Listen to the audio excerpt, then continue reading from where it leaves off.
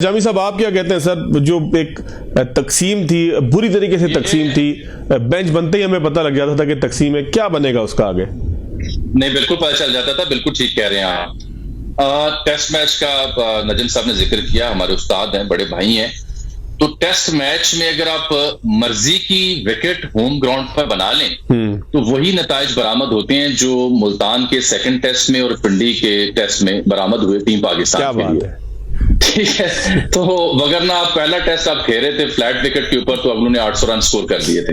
तो ये एक एडवांटेज होता है कि अगर आप मर्जी की विकेट बना सकते हैं तो फिर नताइज भी तकरीबन मर्जी के आ सकते हैं। लेकिन अब ये तो खैर क्रिकेट का एक मेटाफर था। बड़ी संजीदा ये डिबेट है। मुझे याद पड़ता है कि हमारे उस्ताद जनाब मुजीबुर रहमान शामी साहब अक्सर एक वाकया सुनाया करते हैं कि भुट्टो साहब का केस जब लगा हुआ था उस दौर में, तो एक जज साहब उस बेंच का हिस्सा थे। तो उनसे कोई ताल्लुक या सलाम दुआ गालिबन उनकी थी, तो मिलने की ख्वाहिश का इजहार किया तो जज साहब ने मना कर दिया कि मैं चूंकि इस वक्त एक अहम केस सुन रहा हूं और कोई भी सहाफी जो मुझसे मिलेगा उसकी इंटेंट उस केस के बारे में होगी, लिहाजा आपसे मेरा ताल्लुक अपनी जगह, माजरत आपसे नहीं मिल सकता। और वो जब रिटायर्ड हो गए तो उसके बावजूद भी उस केस के हवाले से उन्होंने लाभकुशाई कभी नहीं की, जिसका बार बार इजहार शामी साहब अपने तबसरों में करते रहते हैं। ये एक जजेस का एक स्टैंडर्ड था, एक उनका एक मान था, उनकी एक लेगेसी थी जो हमारे मुल्क में थोड़ी बहुत बाहर रही मुतनाज़ फैसलों के बावजूद। लेकिन वो तो बेड़ा गर्क हो चुका।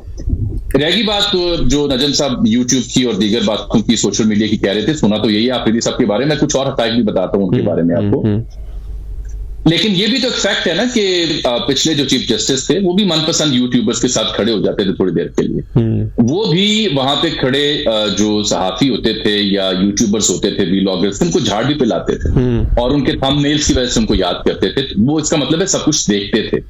मुझे तो ये भी याद पड़ता है कि माजी के एक सिपा सलार एक व्लॉगर को शेव करते हुए उसको सुना भी करते थे। बिल्कुल ठीक। बल्कि Fawad knows it better. Fawad ji आप मेरे साथ एक ऐसी नशिस्त में मौजूद थे जहां पे इस मुद्दे पर बड़ा तफसीली चर्चा। जी सर। और वो मेरा मुकालमा था जो बड़ा तवील उनके साथ हुआ। जी बिल्कुल सर। जस्टिस याया आफरीदी, मैं आज उनकी ओथ टेकिंग सेरेमनी से लेके अब तक के जो उनके इक़दाम थे उनको बड़ा बारीक बीनी से देख रहा था। आई विश कि ये एक नई चेंज हो, मुस्बत चेंज हो। देखिए, मुख्तलिफुल ख्याल होना बुरी बात नहीं, लेकिन जो बहसियत मजमूई सोसाइटी पोलराइज हुई है, तकसीम हुई है, वो उसके असरात हर इदारे में अब जा बजा दिखाई देते हैं। याया अफरीदी साहब ने आज रीत बड़ी अच्छी रखी है। सबसे पहले उन्होंने ये किया कि सीधा है ईवान सदर में ओथ लिया, पूरे हॉल में सिर्फ वो एक शख्स से ओथ लेने के बाद मिले हैं और वो है उनकी वालदा मोहतरमा।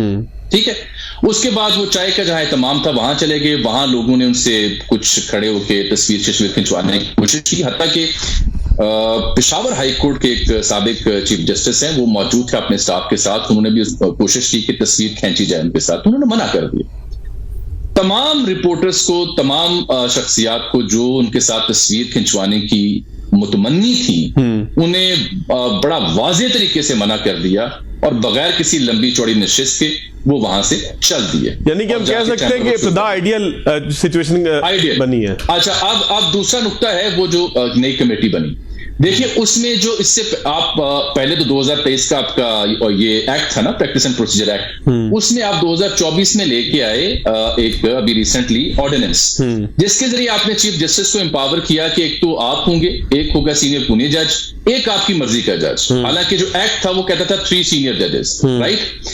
तो जस्टिस काजी फायसा साहब ने उसमें से जस्टिस मुनीर साहब को निकाला और जस्टिस अमीनुद्दीन को डाल दिया, तो मर्जी के बेंच बनाना शुरू हो गए। अब असल में याया अफरीदी साहब ने आज क्या किया, उन्होंने जो एक्ट की ओरिजिनल स्पिरिट थी उसको बहाल किया और साथ ऑर्डिनेंस का भी मान रखा। ऑर्डिनेंस ने कहा ना कि एक सीनियर पुणे जज, एक आप और एक आपकी मर्जी का चीफ जस्टिस जज, तो उन्होंने अपनी मर्जी का किसको डाला, जो सीनियर है। तो उन्होंने एक्ट की रूह को इंटैक्ट रखते हुए ऑर्डिनेंस को भी साथ एंटरटेन कर दिया। यानी कि जामी साहब इब्तिदा ऐसी हो गई है कि हम कह सकते हैं कि इख्तिलाफ को कम करेंगे। इससे आगे फुल कोर्ट भी तश्कील दे दिया। हालांकि इसी ऑर्डिनेंस के ऊपर जस्टिस मुनीब हूं या जस्टिस मंसूर हूं, इनके खतूत मौजूद हैं जनाबे फाइजा साहब की खिदमत में कि इस ऑर्डिनेंस के ऊपर फुल कोर्ट बुलाया जाए। नहीं बुलाया जा रहा था, अब उन्होंने 28 को फुल कोर्ट बुला लिया। लेकिन ये तो है एक पहलू।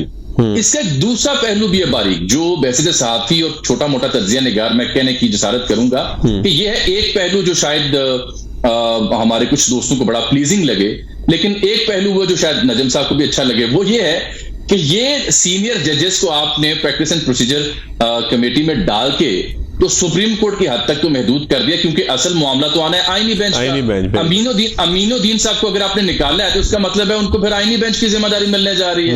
तो असल मसला तो वहां है। तो ये एक आप कह सकते हैं कि स्मोक स्क्रीन तो है, लेकिन इससे तासुर उभर है कि शायद उन्होंने आइन कानून और जो रियल स्पिरिट है इन मामलात की उसको उजागर भी किया है और उसको इंप्लीमेंट भी किया है। ठीक